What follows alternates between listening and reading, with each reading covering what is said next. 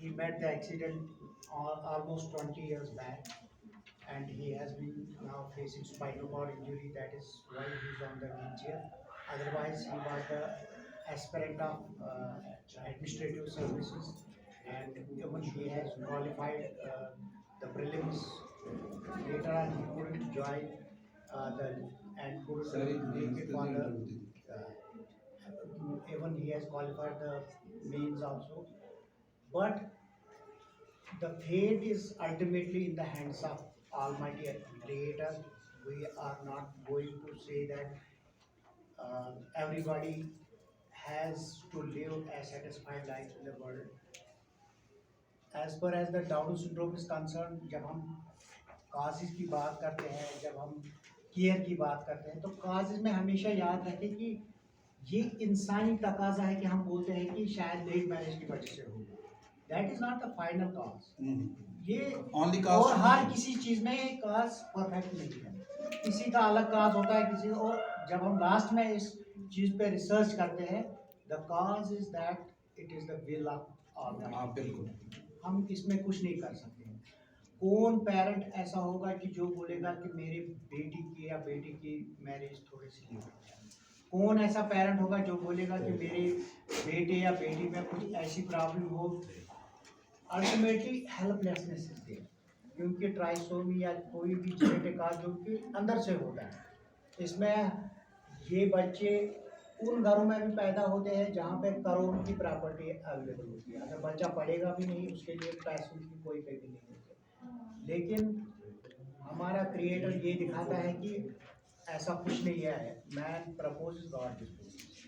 तो इसलिए कॉज ये हमें मोटे मोटे तौर पे याद रखना है कि डाउन सिंड्रोम क्या है, इसकी क्या मतलब कैफियत होती है इन लोगों में, इनमें क्या क्या प्रॉब्लम्स है, उसको समझने के लिए। और as a professional you have to think that overall objective should be that this child is a person to live an independent life, a life with dignity, and he should be a contributor as per his capabilities, as per his capabilities.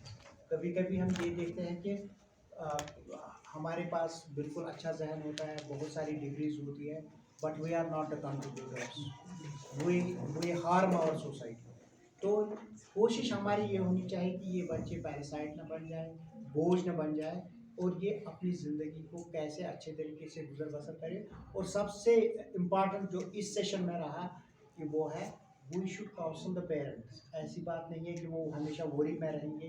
जब हम बोरी में रहते हैं तो हमें हमारी परेशानी यही रहती है कि बच्चे का क्या होगा। बट इससे बेहतर है कि बच्चे को अर्ली इंटरवेंशन सेंटर में लिया जाए, उसकी पूरी डिटेल्स ली जाए, और उसके बाद एक प्लान बनाया जाए कि how to empower this child, कैसे इस बच्चे को हम ले जाएंगे किसी मकसद के तहत। और प्रोफेशनल उसका ये रोल बनता है कि वो पेरेंट्स को सेटिस्फाई करे कि आप हमेशा सेटिस्फाई रहो। जो भी बच्चा मेरे पास आया है, बच्चा बच्चा ही होता है, इसमें डिसेबल्ड सेकेंडरी डेजिग्नेशन होती है, टर्शियरी कुछ और डेजिग्नेशन हो सकती है, बच्चा गरीब होता है, हो सकता है अमीर हो सकता है, लेकिन ओवरऑल हमें ह्यूमन निगाहों से देखना है कि how we can make the child independent. हमारे साथ एजाज साहब के बाद जगमीत जी आए हुए हैं, ये श्रीनगर जीएमसी से आए हुए हैं, क्लिनिकल साइकोलॉजिस्ट के बतौर काम कर रहे हैं। बेस्ट रहेगा कि ये अपने बारे में खुद ही कहें कि इनकी क्या क्वालिफिकेशंस है, इनका क्या रोल आज तक रहा है। और अपनी इंट्रोडक्शन के बाद ये इंशाल्लाह हमें अपना जो टॉपिक इनका टाइटल दिया गया है उस पर बात करेंगे। तो क्योंकि आप खुद समझ सकते हैं कि हमारे रिसोर्स पर्सन दूर दूर से आए हैं, तो we should cooperate with them, हमें इनका सुनना चाहिए। और इस पर जितना भी आप इफेक्टिव रहेंगे, रेस्पॉन्सिव रहेंगे, क्वेश्चन आप उठाएंगे, उतना आप दोनों साइड का एक अच्छा नज़रिया रहता है। और एक जिसको बोलते हैं कि नॉलेज हासिल करने के लिए बहुत अच्छा रहता है कि we should be responsive.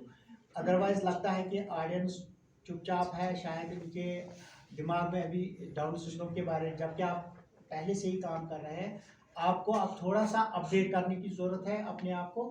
Please update yourself. Jagmeet ji, please, you are welcome.